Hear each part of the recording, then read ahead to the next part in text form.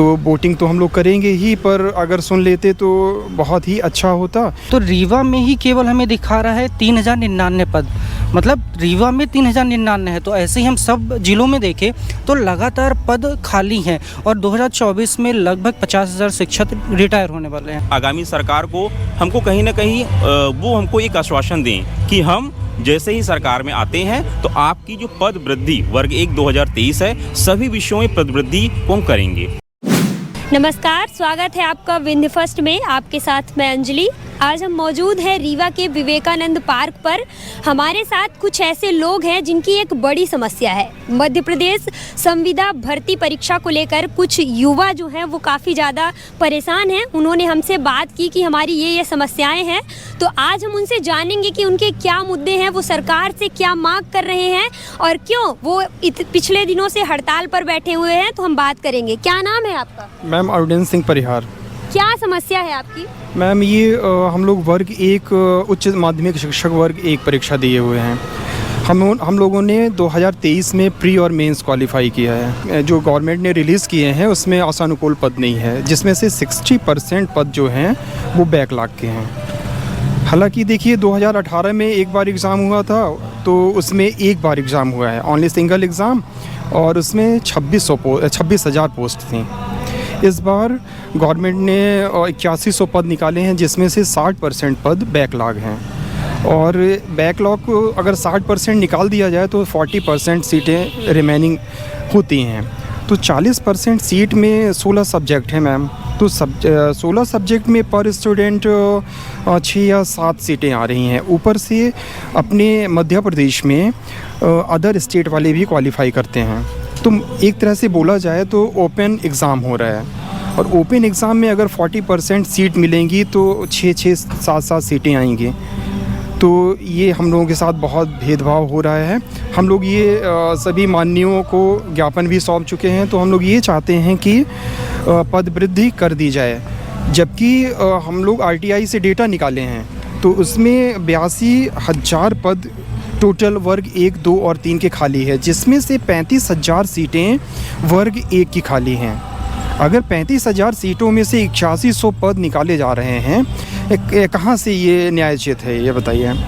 तो हम लोग अपनी लड़ाई लगभग 1 या 2 महीने से प्रदेश स्तर पे हमारा संगठन है उच्च माध्यमिक शिक्षक संघ, और सभी माननीयों को हम लोग ज्ञापन सौंप के और उनसे पद वृद्धि की मांग कर चुके हैं। और अगर देखिए प्रत्यक्ष और अप्रत्यक्ष रूप से हम लोगों के साथ लगभग 1,55,000 तो हम लोग पात्रता परीक्षा में थे, और इनकी अगर मल्टीप्लाई कर दिया जाए तो पूरी फैमिली अगर जोड़ा जाए तो पूरे मध्य प्रदेश में वोटर्स 5 से 10 लाख वोटर्स आते हैं।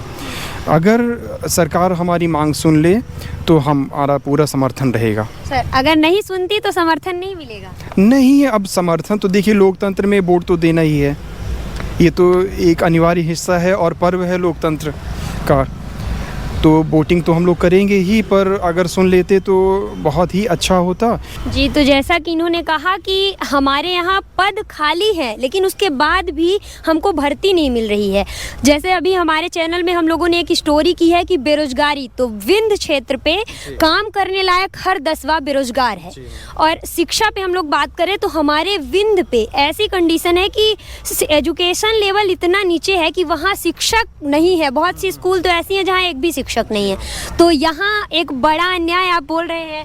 तो अन्याय तो हो ही रहा है। देखिए अगर आप शिक्षकों की नियुक्ति नहीं करेंगे सिलेक्शन से, इसमें अदर स्टेट वाले भी फाइटिंग कर रहे हैं। अच्छा, सब ये लोग क्या कहें ना, ओपन में सब अनरिजर्व में फाइटिंग करते हैं, किसी भी कैटेगरी के हों। क्या नाम है आपका? नीरज द्विवेदी। क्या आपकी भी यही समस्या है? सेम हम सभी की यही एक समस्या है कि हमने 2 एग्ज़ाम दिया है। 2 एग्ज़ाम देने के बाद आज हम अच्छे स्कोर से पास आउट भी हैं, लेकिन हमें हमेशा डर बना हुआ है कि क्या हमारा सिलेक्शन होगा कि नहीं होगा। सरकार ने इतने कम पद निकाले हैं। अगर हम RTI के थ्रू देखें तो रीवा में ही केवल हमें दिखा रहा है 3099 पद, मतलब रीवा में 3099 है। तो ऐसे ही हम सब जिलों में देखें तो लगातार पद खाली हैं और 2024 में लगभग 50,000 शिक्षक रिटायर होने वाले हैं। अब ऐसे में क्या व्यवस्था होगी? सरकार ने एक स्कीम निकाला कि हम पदोन्नति करते हैं। सरकार ने ठीक है अच्छा किया, पदोन्नत किया, लेकिन जब वो शिक्षक माध्यमिक में ही नहीं पढ़ा पा रहे हैं, आज अगर उनसे बात की जाए कि सर आप क्लास में जाके क्या पढ़ाएंगे, तो उनका एक ही जवाब रहता है कि सरकार ने हमको पदोन्नत तो दे दिया है, लेकिन हम कहीं ना कहीं क्लास में जाके बहुत कठिनाइयों का सामना कर पाएंगे। हम उस तरह से तैयार नहीं थे जिस तरह से सरकार ने हमें पदोन्नत देकर हमारे उच्च कक्षाओं में भेजा है। उनके पास ठीक है पदोन्नत आप करो, लेकिन वेतन के आधार पे करो। कभी उनको पद के आधार पे आपने दे दिया, लेकिन आज उनकी योग्यता नहीं है। सभी स्कूल में देखेंगे अतिथि शिक्षक काम कर रहे हैं। कई स्कूलों में अतिथि शिक्षकों को इस समय इतना परेशान किया जा रहा है कि उनको निकाला जा रहा है, और साथ में ऐसा भी किया जा रहा है कि उनको ज्वाइनिंग नहीं दी जा रही। कई स्कूलों में पद खाली हैं, प्रिंसिपल अपने ढंग से उनकी नियुक्ति कर रहे हैं।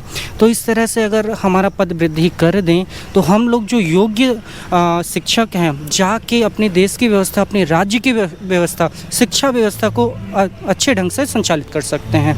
तो हमारी सरकार से यही मांग है कि फ्रेश पदों की वृद्धि करें। आप कहाँ तक इसकी मांग किए हैं? देखिए, हमारी मांग तो निरंतर चल ही रही है, और हम वर्ग 1 2023 बेरोजगार शिक्षा संघ हैं, जो कि हमारा 1,55,000 परिवार है। और देखा जाए कि जो 1,55,000 परिवार हैं, तो ये कहीं ना कहीं प्रत्यक्ष और अप्रत्यक्ष रूप से एक दूसरे से जुड़े हुए हैं।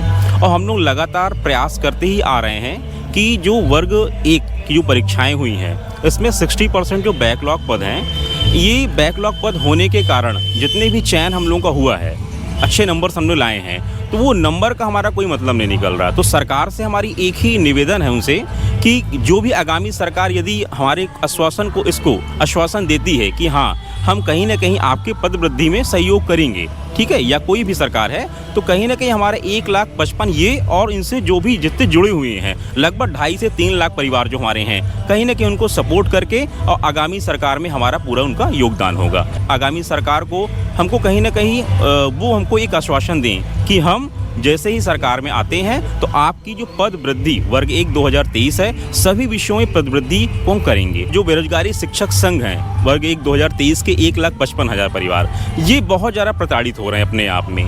तो इसी प्रताड़ना के चलते हम अलग अलग क्षेत्र में जा रहे हैं और न्यूज़ के माध्यम से अपनी बात सरकार तक पहुंचाने की कोशिश कर रहे हैं कि कहीं ना कहीं ये बात उनके तक पहुंचे और इस बात को वो संज्ञान में लें, और आने वाले समय में या जैसे चुनाव के पहले ये हमको कहीं ना कहीं इस बात से संतुष्ट कर दें कि हम जैसे ही आएंगे सरकार में या जो भी सरकार में आएंगी तो हम आपके पद को वृद्धि करेंगे और आपको कहीं ना कहीं सिलेक्शन देने में हमारा सहयोग रहेगा। अभी कोई आश्वासन मिला है आपको? मैम, अभी तो आश्वासन तो नहीं मिला है, लेकिन हम चाहेंगे कि जो अभी सिटिंग गवर्नमेंट है तो उसका घोषणा पत्र नहीं आया है, तो हमारी माननीय लोगों से, मुख्यमंत्री जी से विनम्र निवेदन है कि अपने घोषणा पत्र में वर्ग 1 फ्रेश पद वृद्धि में 2023 वाले में पद वृद्धि करके हम सभी को का सिलेक्शन सुनिश्चित करें, ऐसी हमारी आकांक्षा है उनसे। आपकी क्या मांग है? मेरी सबसे पहले सरकार से यही मांग है कि जो अभी वर्ग 1 की पात्रता और चयन परीक्षा कराई गई, सर्वप्रथम तो उसका रिजल्ट घोषित किया जाए जिससे कि आगे कार्यवाही, और दूसरी मांग जैसे कि हमारे अन्य मित्रों ने किया कि पद वृद्धि की जाए। और तीसरा एक बड़ा मुद्दा है एज का, क्योंकि ये परीक्षा लगभग 5 वर्षों बाद हुई है और इस कोरोना के कारण 3 वर्षों में परीक्षाएँ ऐसी कोई आयोजित नहीं की गई, जिसके कारण हम लोग ओवर एज हो रहे हैं। तो सरकार से विनम्र निवेदन है कि हमें 3 वर्ष का एज रिलैक्सेशन जैसे कि अन्य भर्ती परीक्षाओं में दिया गया है, शिक्षक पात्रता और चयन परीक्षा में भी उसका छूट दिया जाए। जैसे कि आपको विदित होगा कि अनरिजर्व्ड में EWS कैटेगरी बनाई गई है, एज रिलैक्सेशन और अन्य में रिलैक्सेशन मिलता है, तो इसमें तो हम लोगों की कोई गलती नहीं है। और सरकार भी 2-2, 3-3, 4-4 साल में क्या करती है कि पद निकालती है और 4-4, 5-5 साल लग जाते हैं उसकी भर्ती प्रक्रिया में। तो ऐसे में क्या होता है कि बेरोज़गार एक तो ओवर एज हो रहा है और उसका भविष्य हमेशा से संकट में। ये 5 साल में 10-10 साल से लोग तैयारी करते हैं, और इस बार हमने 2-2 पेपर दिया, प्री और मेंस दिया, और दोनों में हमारे बहुत अच्छे नंबर हैं। और उस नंबर होने के बावजूद भी जनरल कैटेगरी से बिलोंग कर रहे हैं और अदर स्टेट को फ्री है एकदम, मतलब अदर स्टेट यहाँ पे फ्री इनको है और बराबर पेपर दे रहे हैं, सिलेक्शन ले रहे हैं। तो ये कहाँ का अन्याय है? हमको वर्ग 1 में सिलेक्शन करने की एक आश्वासन दें कि हाँ, हमारी सरकार यदि आती है तो हम आपके इस समस्या को हल करेंगे और आपको शिक्षक बनाएंगे। तो मतलब अगली सरकार आती है तो वो हमको ये निश्चित कर दे और हमारी आयु बढ़ा दी जाए, जैसे कि आप लोगों की आयु का कहना है, क्या कहेंगे आप? एमपी में ऑल इंडिया फाइट करते हैं, मतलब अदर स्टेट के आके पिछली बार के 2018 का अगर डेटा देखा जाए तो उसमें अदर स्टेट के ज़्यादा बच्चे सेलेक्ट हुए, मतलब हमारे स्टेट के बच्चे नहीं हो रहे। अगर हम यूपी में जाए, बिहार में जाए,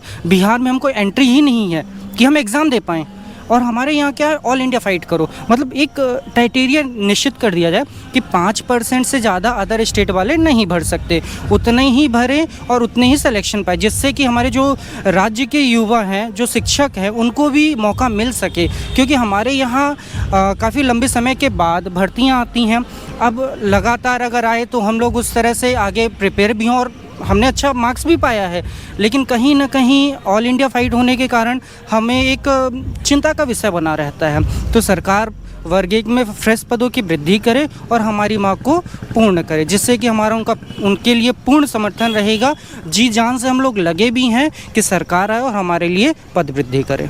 जी, तो ये थे हमारे साथ वर्ग 1 में पद वृद्धि को लेकर मांग करने वाले संविदा कर्मचारी। इनका ये कहना है कि हम 2 बार एग्ज़ाम दिए, क्वालिफाई भी हुए, लेकिन सरकार हमको केवल वैकेंसी निकाली है 5000 पदों पर, तो ये कहाँ का न्याय है? हमारी पद वृद्धि करे और अगर कोरोना काल में जो हमारी आयु 3 साल खराब हुई है उसके लिए भी रिलैक्सेशन दिया जाए और हमारी मांग को पूरा किया जाए। सरकार हमें कोई ऐसा आश्वासन दे। और अभी जो वर्तमान सरकार है उसने घोषणा पत्र जारी भी नहीं किया है, लेकिन जारी करती है तो उसमें इस चीज़ को जरूर मेंशन किया जाए। बहुत बहुत धन्यवाद।